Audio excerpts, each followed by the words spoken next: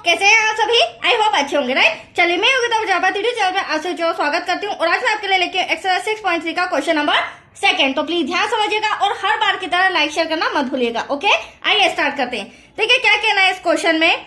आकृति 6.35 में तो आप देख सकते हैं मैंने आकृति ड्रॉ बना के रखा है। त्रिभुज ओडीसी, ये रहा हमारा त्रिभुज ओडीसी, समरूप है त्रिभुज ओबीए के, मतलब ये वाला त्रिभुज इस त्रिभुज के समरूप है। तो दो त्रिभुज आपस में समरूप कब होते हैं बच्चों? या तो उनके संगत कोण आपस में बराबर हो या फिर उनकी संगत भुजाएं आपस में आनुपातिक मतलब कि बराबर हो, राइट। अब एंगल बीओसी हमें कितना दे रखा है? 125 डिग्री, ये रहा बीओसी। और एंगल सीडीओ, तो ये रहा हमारा सीडीओ। इस त्रिभुज में हमें 70 डिग्री का एंगल दिया है। अब हमें फाइंड क्या करना है? फाइंड करना है हमें एंगल डीओसी, मतलब कि ये ओ आपको दिख रहा है, ये त्रिभुज के अंदर वाला है जिसे हमें फाइंड करना है। और आप सोच रहे होंगे कि मैडम बीओसी ओ तो हमारे पास है, बट ये जो 125 डिग्री है ये त्रिभुज के बाहर का एंगल दे रखा है, राइट। हमें त्रिभुज के अंदर का एंगल मतलब कि ओ ये वाला फाइंड करना है, ठीक है। अब डीसीओ, तो एंगल डीसीओ मतलब कि बीच में अगर सी आ रहा है तो हमें ये फाइंड करना। आपको ये भी आपको ध्यान रखना पड़ेगा बच्चों कि बीच में जो भी एंगल बन रहा है उसका मेजरमेंट हमें फाइंड करना होता है और बीच में जो भी एंगल दिया रहता है उसका मेजरमेंट हमें दे रखते हैं, राइट। तो यहाँ पर ओ है तो यहाँ 125 डिग्री, यहाँ डी है तो ये 70 डिग्री, दैट्स क्लियर। अब एक और चीज हमें फाइंड करनी है ओ ए बी, तो लास्ट में हम फाइंड करेंगे ओ ए बी, मतलब कि ए यहाँ पर हमें फाइंड करना है। तो यहाँ तक कोई डाउट आपको समझ में आ गया? चलिए आगे कंटिन्यू करते हैं। अब देखो सबसे पहले मैं क्या करूंगी, त्रिभुज डीओसी में यहाँ पर एंगल ओ को फाइंड करूंगी। जैसे ही हमारा एंगल ओ आ जाएगा उसके बाद सी तो इजीली निकल जाएगा क्योंकि त्रिभुज के तीनों कोणों का योग कितना होता है? 180 डिग्री, और इन दोनों को हम प्लस करके 180 में से माइनस कर देंगे तो दैट्स योर आंसर, सी का आ जाएगा, राइट। अब ओ कैसे निकाले? तो देखो हम बेसिक चीजें जानते हैं। एक सरल रेखा कितने डिग्री की होती है बच्चों? एक सरल रेखा होती है 180 डिग्री की, राइट। अब यहाँ पर एक कोण इस तरह से बना हुआ है इस सरल रेखा के ऊपर, ठीक है। अब यह कोण कितने डिग्री का है? ये है हमारा 125 डिग्री का। आप देख सकते हैं इस रेखा की बात कर रही हूं।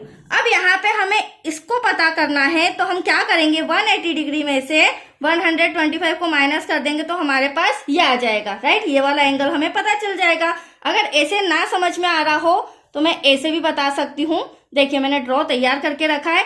ये हमारा एक सरल रेखा है 180 डिग्री का, जिसमें 125 उसमें से माइनस करेंगे 180 में से तो हमारा ओ यहाँ पर फाइन हो जाएगा, राइट। इसे बोलते हैं रेखिक युग्म। क्या बोलते हैं बच्चों? रेखिक युग्म। तो यहाँ पर हम लिखेंगे फटाफट रेखिक युग्म में। अब देखो रेखिक युग्म में हम क्या लिख सकते हैं? एंगल डी ओ सी और फिर हम लिख सकते हैं angle C O B, right. तो angle D O C plus angle C O B equal to कितना लिखेंगे? 180 डिग्री। एटलीस्ट आप समझ ही गए होंगे 180 क्यों आया। अब डी ओ सी तो हमें पता नहीं है, बट सी ओ बी कितना है? 125, तो इसे तो हम ऐसे ही लिखेंगे। प्लस यहाँ आ जाएगा 125 डिग्री इक्वल टू 180 डिग्री। अब एटलीस्ट हमें डीओसी फाइंड करना है तो प्लस का 125 उधर जाके क्या हो जाएगा? माइनस का हो जाएगा। एंगल डीओसी माइनस करेंगे, दैट्स योर आंसर 55 डिग्री। तो डीओसी मतलब कि ओ हमारा यहाँ पर कितना आ गया है? 55 डिग्री। अब इजीली हम सी को भी निकाल लेंगे। मैंने स्टार्टिंग में बोला था जब ये दोनों कोण हमें पता चल जाएंगे तो 180 में से माइनस करेंगे तो सी आ जाएगा। अब यहाँ पर मैं ले रही हूं त्रिभुज डीओसी में। आप देख सकते हैं मैंने एक और ड्रॉ तैयार करके रखा है बच्चों। ये देखिए यहाँ पर आप देख रहे हैं डीओसी। अब डीओसी में हम एक एक एंगल लेते हैं। जो आपके सामने 55 आ गया है, मैं यहाँ पर लिख देती हूँ। Angle D plus angle O, angle D plus angle O plus angle C equal to 180 degree. D हमारा 70 डिग्री दिया हुआ है, ओ भी आपके सामने मैंने फाइंड किया है, plus angle C equal to 180 degree, right. अब देखो इन दोनों को प्लस करेंगे तो यहाँ पर क्या आ जाएगा हमारा 7 और 5 हो जाएगा हमारा 12, plus angle C equal to 180 degree. अब एंगल सी फाइंड करना है बच्चों।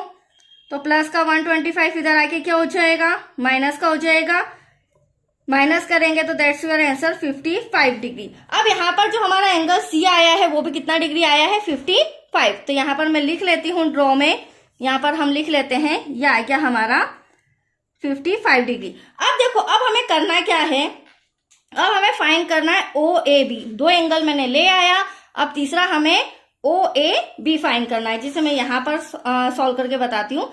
देखिए सबसे पहली बात तो एंगल बी लाने के लिए, सॉरी एंगल ए लाने के लिए क्या करेंगे, हमने छोटी क्लासेस में पढ़ा है बच्चों एकांतर कोण। एकांतर कोण कैसा होता है, थोड़ा सा बेसिक भी समझते जाइए ताकि आगे समय भी आपको प्रॉब्लम नहीं आएगी। ये है मेरा सी, आप ड्रॉ में देखते जाइए, ये है मेरा ए। अभी जस्ट मैंने आपके सामने सी एंगल फाइंड किया है जो कितने डिग्री का आया है, 55 डिग्री। और एकांतर कोण मतलब एक ही रेखा पर बने दो कोण आपस में बराबर होते हैं। यदि एंगल सी 55 डिग्री का है तो एंगल ए भी कितने डिग्री का होगा, 55 डिग्री का, राइट। क्यों होगा, क्योंकि ये एकांतर कोण है। तो यहाँ पर हम लिख सकते हैं बच्चों DCO इक्वल्स टू, देखिए लास्ट में हमें लिखना होगा एंगल DCO बराबर है एंगल OAB के, एंगल OAB के, और दोनों के आगे क्या आ जाएगा, 55 डिग्री। तो अब आप समझ सकते हैं कि ये हमारा एकांतर कोण है, इसलिए हमारा एंगल ए भी कितने डिग्री का हो जाएगा, 55 डिग्री का। That's clear. अब हम तीनों एंगल्स यहाँ पर लिख लेते हैं। सबसे पहले हमने फाइंड किया था एंगल DOC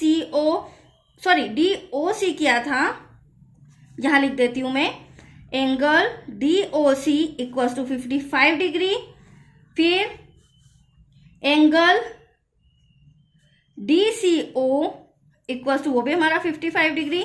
देन लास्ट में एंगल OAB, ये भी हमारा कितना आया, 55 डिग्री।